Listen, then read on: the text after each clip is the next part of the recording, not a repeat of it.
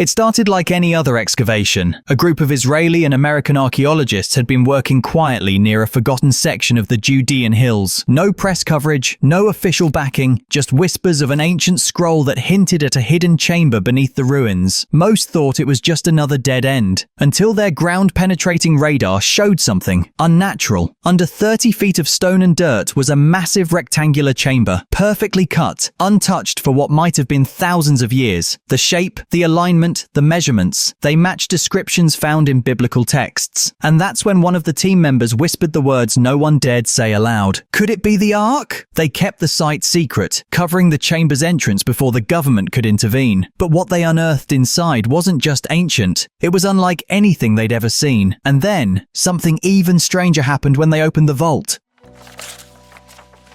The vault was sealed with limestone slabs that hadn't been disturbed in centuries, maybe longer. It took hours to pry it open. What they saw inside made grown men freeze. A golden chest, about 4 feet long, 2 feet wide, and 2.5 feet high. Ornately carved. 2 winged figures on top. No corrosion, no signs of decay, just gleaming gold, untouched by time. When one of the archaeologists reached toward it, every electronic device nearby went dead. No power. Cameras stopped recording. Lights dimmed. It was as if the chest absorbed energy. Some of the crew wanted to leave immediately. Others insisted it had to be a coincidence. They lifted the object just enough to confirm what they already feared. This wasn't a replica. It wasn't a hoax. And then they noticed the marks etched along the base in ancient Hebrew. But the next discovery would shake their trust in everything they thought they knew about this artifact. The inner walls of the chamber were covered in strange black soot, like something had burned violently. But the Ark, completely untouched, no ash on it, no scorch marks, as if it had been protected while everything around it was consumed. There were bones too, human remains, several skeletons, all slumped against the far wall. Some were curled in a fetal position, others stretched out mid-sprint. No signs of trauma, just death, sudden and silent. That's when one of the archaeologists remembered the old stories of men who touched the Ark and fell dead on the spot. It was just myth, they'd always said, until now. The team left the chamber shaken, but when they reviewed one of the surviving analog recordings, they caught something in the footage, a low hum, almost like a chant, that no one had heard in person. And that hum led to an even more chilling theory. Back at the lab, scientists tried to analyze the Ark, but nothing worked. Not X-rays, not chemical analysis. Even the materials didn't make sense. The gold alloy on the surface had no modern comparison, and underneath it, the wood lining didn't match any species on record. But the strangest thing, it radiated a weak electromagnetic field, constant, pulsing, like a heartbeat. Over the next few days, everyone who had touched it began to experience bizarre symptoms, vivid dreams, nosebleeds, even temporary blindness. One man collapsed mid-sentence, claiming to have heard voices chanting from within the gold. Still, they pressed forward until the government arrived, shut everything down, and took the Ark away. Except, one scientist had copied part of the scroll found beside it, and that scroll led to a discovery buried deeper than anyone imagined. Within 24 hours of the government's arrival, the entire team was separated, interrogated, and placed under strict gag orders. Labs were raided, equipment confiscated, satellite footage wiped. It was as if the entire site had never existed. One whistleblower, a technician named Daniel Knox, fled the country and posted a grainy video online. In it, he described how soldiers escorted the Ark into a lead-lined crate, marked only with a strange black insignia. The next day, his account was deleted, his phone disconnected. He hasn't been seen since. But just before disappearing, Daniel sent a message to a friend in Jerusalem, along with a copy of the ancient scroll. And what that scroll revealed sent a small team racing to a site never before considered.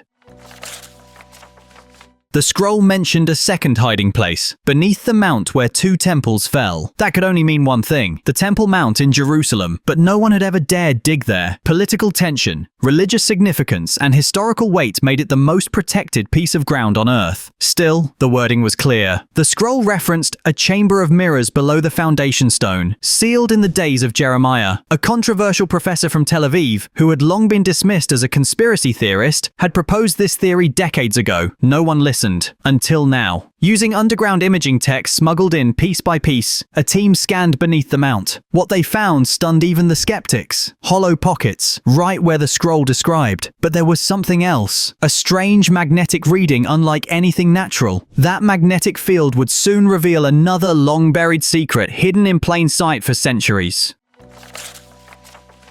Historians had always marveled at certain artifacts in the Israel Museum. Odd relics with no provenance, just labeled as ritual objects or temple fragments. But after comparing symbols from the scroll with museum records, one researcher noticed something odd. An artifact long dismissed as ornamental. A gold-plated slab etched with obscure symbols matched a drawing in the scroll. It wasn't just a decoration, it was a map, a directional marker pointing straight toward the underground chamber beneath the temple mount. The symbols formed a pattern, a star overlaid with a winding path. When traced, it aligned perfectly with old Crusader-era tunnels, mostly sealed off. It wasn't coincidence. It was a coded path to something bigger, and the path, it turns out, had already been walked by a mysterious group tied to one of the oldest legends surrounding the Ark.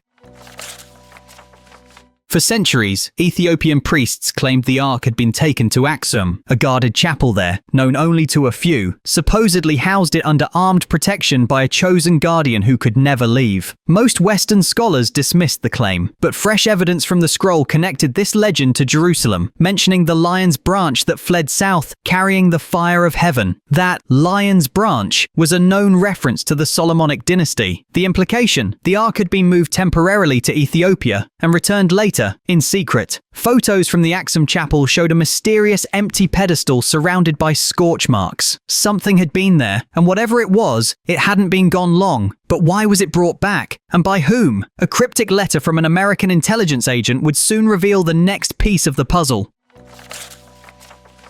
In the early 1940s, a classified mission led a group of Allied operatives to the Middle East, reportedly searching for cultural treasures of strategic significance. Their notes, declassified only decades later, mentioned an unusual container recovered from a dig site in Egypt, but never logged into any official museum. One name kept appearing in the files, Dr. Emery Foster, a real archaeologist and the rumored inspiration for Indiana Jones. His final report described something eerily similar to the Ark: golden, radioactive, and unfit for transport. But here's the kicker. Foster's report ends abruptly. The last page is blacked out, the location redacted, and the object never mentioned again until a retired US agent, haunted by secrets he could no longer keep, mailed a package to a journalist in Jerusalem. That package contained coordinates and a photo that should have been impossible. The journalist, David Levon, didn't believe it at first. A blurry Polaroid showing what looked like a golden chest, surrounded by men in hazmat suits. The back of the photo was labelled simply Sinai, 1968. Alongside it, a map marked with circles, one of which matched the recent radar scan beneath the Temple Mount. Levon followed the lead quietly, fearing interception. He met with retired Mossad officers, archaeologists, and even a former Vatican archivist who'd seen similar photos decades ago. According to the agent's letter, the Ark had been moved at least 3 times since World War II. But now, it was back in the original chamber, for a reason no one understood. They're preparing for something, the letter warned. Something soon. And just when Levon thought he had reached the bottom of the mystery, a box of ancient coins arrived on his doorstep, with no return address.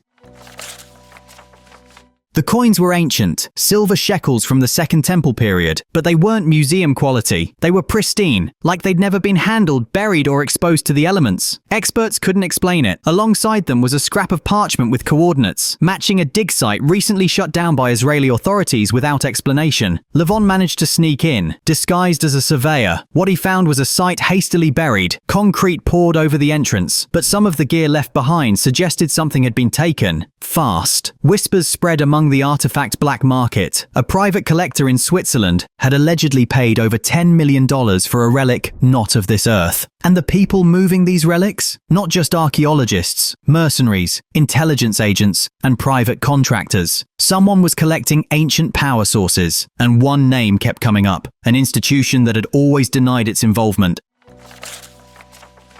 It wasn't just hearsay, there were actual documents smuggled out of the Vatican's secret archives by a former monk turned whistleblower. He claimed the church had known about the Ark's location since the 12th century, that several popes had sanctioned covert expeditions to recover it. All had failed. But one letter, dated 1592, stood out. Addressed to a cardinal in Jerusalem, it described the sacred flame under the stone, guarded by light that blinds. It referred to the Ark not as a myth, but as a living force, and it warned that moving it could trigger events beyond human control. The Vatican's silence wasn't accidental, it was strategic. They knew the power that sat beneath the Holy Land, and they weren't the only ones watching. Soon, mysterious footage would surface, showing something that defied science and belief.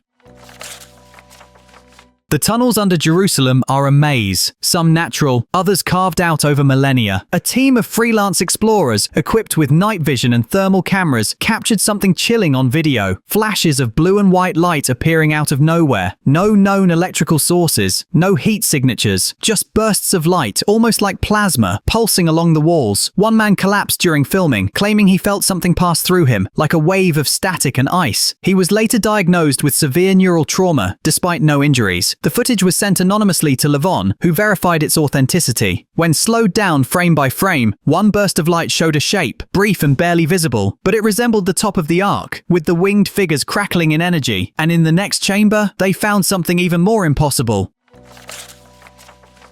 Among the oldest plans of the Temple Mount, stored in dusty drawers of an Ottoman archive in Istanbul, were hand-drawn blueprints of an inner chamber, never excavated, never acknowledged. But one of the scroll fragments found near the Ark described that same layout, with chilling accuracy. It referenced rooms of resonance, designed to contain what the scroll called Hakol Elohim, the voice of God, a force not meant to be heard by mortal ears. The chamber was circular, lined with polished stone to reflect sound and energy, essentially a biblical Faraday cage. Blueprints suggested the chamber had mechanisms, levers and locks, designed to seal the Ark if it ever became unstable. This wasn't just storage, it was containment. And according to the scroll, the locks were failing. What happened to the team that discovered them would terrify even the most hardened skeptic. They were professionals, 4 archaeologists and 2 military escorts. They had clearance, equipment, and orders to document the chamber marked in the blueprints. They entered on a Monday. They never came out. 2 days later, a backup team arrived. They found only tools, no signs of struggle, no blood, no tracks, just 6 flashlights laid neatly in a circle. In the center, a scorched patch of stone that wasn't there before. Security footage glitched the moment the first team entered the chamber. Audio logs captured faint whispering in an unknown language. Some said it sounded like Aramaic, others claimed it was nothing human. The chamber has been sealed ever since, but a note was later found in one of the missing archaeologists' homes, written days before the expedition. It read, "If we don't come back, don't open it again," but someone did. After the team's disappearance, the Israeli government sealed the chamber with reinforced concrete, but not before a final attempt was made to scan the space using long-range acoustic sensors. The results sent chills through everyone involved. They recorded low-frequency vibrations, repeating patterns that resembled human speech. Experts filtered the noise and enhanced it. What they heard were fragmented phrases in ancient Hebrew, phrases that translated to, "Do not wake the fire," and "He is watching." Some dismissed it as geological interference. Others believed it was residual energy, an echo of something ancient, something intelligent. The scroll had warned of the Ark being more than a relic. It was a guardian, and if it was alive in any sense of the word, the next revelation confirmed that it might not be alone. Documents recovered from a previously unknown Dead Sea cave revealed something shocking. References to not 1 but 3 sacred vessels. The flame, the scroll, and the voice. The Ark was just one part of a triad, and all 3 were said to function together as a divine mechanism. The scroll was believed to contain the original laws, not the tablets of Moses, but something older. The voice. No one knew what it meant, until a relic was found deep beneath Mount Nebo, etched with concentric circles and symbols matching those found on the Ark's base. This wasn't just an object, it was part of a system, and if the Ark was reactivated, intentionally or not, the others might be responding. Across the globe, reports began flooding in. Lights, vibrations, even mass hallucinations, near other ancient sites. And suddenly, the real stakes of the Ark's discovery became terrifyingly clear.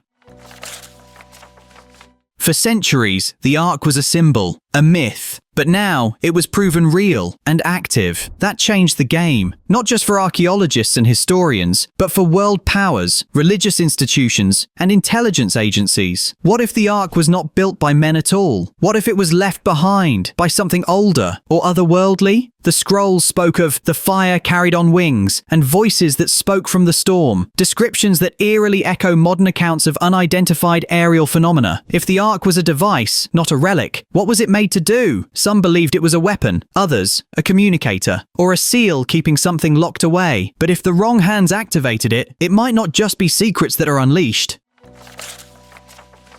Since the discovery, anyone who spoke out disappeared. Levon's emails were erased, the whistleblowers vanished, journalists were warned off. A senior researcher in London died mysteriously after publishing a theory linking the Ark to gamma bursts. Governments denied everything, but leaked documents showed funding cuts, cancelled programs, and silent cooperation between rival nations. They weren't arguing over ownership, they were afraid of what the Ark might do and what might come looking for it. And yet, the final piece of evidence could not be buried. A final video surfaced, smuggled out of the sealed Jerusalem site, revealing what had been hidden in the chamber beneath the stone.